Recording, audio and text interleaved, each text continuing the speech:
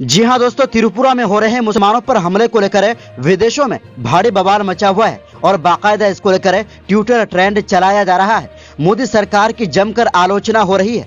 जानेंगे विदेशों में त्रिपुरा की घटना को लेकर क्या चल रहा है। दरअसल भारत की राज्य उत्तरी त्रिपुरा में कई मुस्लिम व्यापारियों की दुकानें जलाने और मस्जिदों पर हमले की घटनाओं के बाद धारा 144 लगा दी गई है। ये घटनाएं उसी इलाके में विश्व हिंदू परिषद की एक रैली के बाद हुई।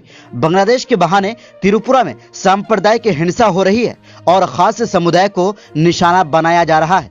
आरोप लगाया गया है कि हिंदुवादी संगठनों द्वारा मुसलमानों पर करे गए हमले में पुलिस की ओर से कोई कार्रवाई नहीं की गई है। त्रिपुरा में मुसलमानों पर हमले को लेकर देश के कई मुस्लिम संगठनों की कड़ी प्रतिक्रियाएं सामने आई है और मुस्लिम संगठनों ने सरकार से मुसलमानों की सुरक्षा और राज्य में शांति व्यवस्था बनाए रखने की अपील की है। मुसलमानों के विरुद्ध त्रिपुरा में हो रही हिंसा के विरोध में जमीयत उलमाए हिंद ने मुख्यमंत्री विप्लव कुमार देव को विज्ञापन भी सौंपा है और मुसलमानों की सुरक्षा सुनिश्चित करने की अपील भी की है। इसमें बांग्लादेश की भी घटना की निंदा की गई।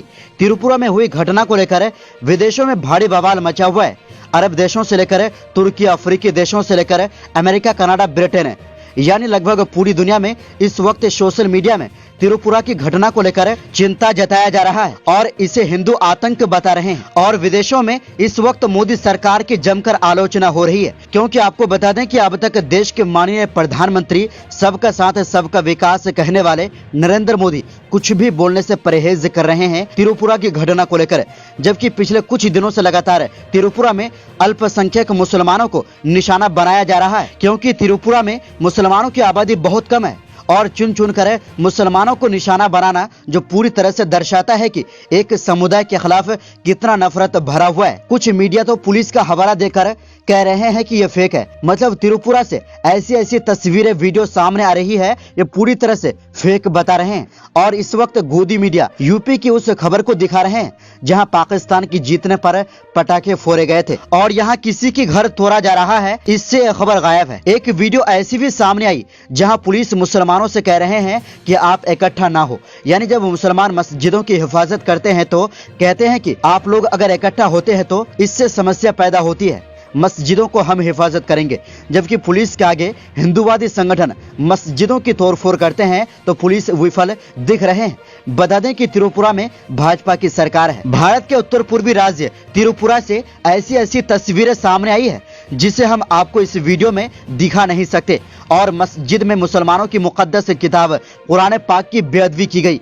तस्वीर ऐसी है जिसे हम दिखा नहीं सकते। कम से कम 15 से ज्यादा मस्जिदों में तोड़फोड़ की गई है या आग लगा दी गई है और कई जगहों पर मुसलमानों के घरों और कारोबार पर हमला किया गया है। त्रिपुरा की घटना को लेकर इंटरनेशनल मीडिया में भी सुर्खियां बटोर रही है और अल जजीरा ने भी इसको लेकर अपनी रिपोर्ट में बता रहे हैं। इनके अलावा अरबी सोशल मीडिया यूजर ने भी भारत के मुसलमानों के प्रति आवाज उठा रहे हैं और इस तरह के हमले को रोकने का आह्वान कर रहे हैं। बाकायदा विदेशों में भारत के मुसलमानों के सपोर्ट में ट्विटर पर ट्रेंड चलाया जा रहा है। त्रिपुरा के बारे में कुछ इंग्लिश में ट्रेंड चलाया जा रहा है, जैसे कि #सेव त्रिपुरा मुस्लिम्स, #त्रिपुरा मुस्लिम अंडर अटैक और कुछ ट्रेंड अरबी भाषा में भी चलाया जा रहा है, जैसे कि आप स्क्रीन में भी देख सकते हैं, जिसका अर्थ यह है कि भारत किलिंग मुसलमान, सपोर्ट मुस्लिम इंडिया, बायकॉट इंडियन प्रोडक्ट्स। इनके अलावा भी कई तरह के ट्रेंड चलाया जा रहा है और दुनिया की बड़ी बड़ी संस्था को टैग कर रहे हैं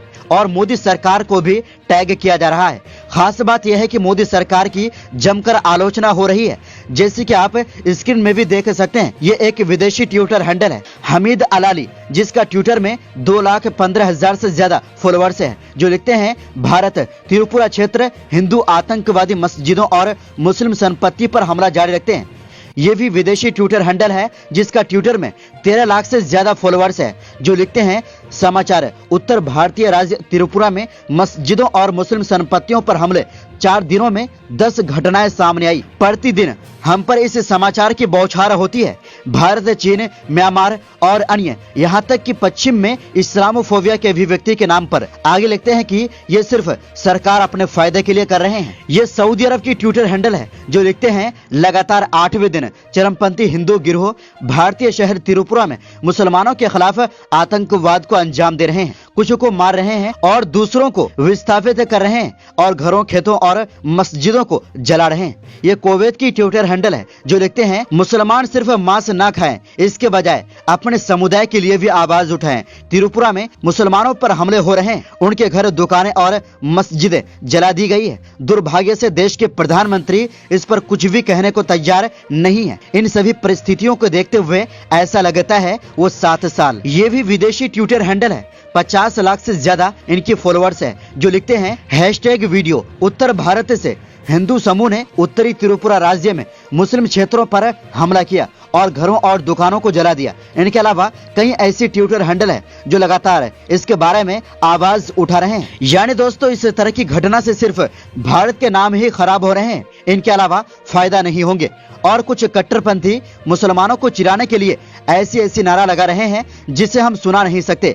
बता दें कि बांग्लादेश में बीते दिनों एक मंदिर में कुरान की बेअदबी का मामला सामने आने के बाद बांग्लादेश में दुर्गा पूजा के पंडालों में हुई तोड़फोड़ के विरोध में त्रिपुरा में हिंदूवादी संगठनों द्वारा रैली निकालकर मुसलमानों को निशाना बनाया जा रहा है। प्रदर्शन कर रहे हिंदूवादी संगठनों की भीड़ हिंसक हो उठी और मस्जिदों, मदरसों में जमकर तोड़फोड़ करी। अगरतला के अलावा कई अन्य जगहों पर मस्जिदों में तोड़फोड़ करी गई। यानी धारा 144 लगने के बाद भी हिंदूवादी संगठनों ने रैली की और जब पुलिस ने इसे रोकने की कोशिश की तो उनके ऊपर पथराव हो गए। त्रिपुरा पुलिस ने मस्जिदों में तोड़फोड़ की घटना की पुष्टि करते हुए मीडिया से कहा कि वे लगभग 150 मस्जिदों को सुरक्षा प्रदान कर रहे हैं।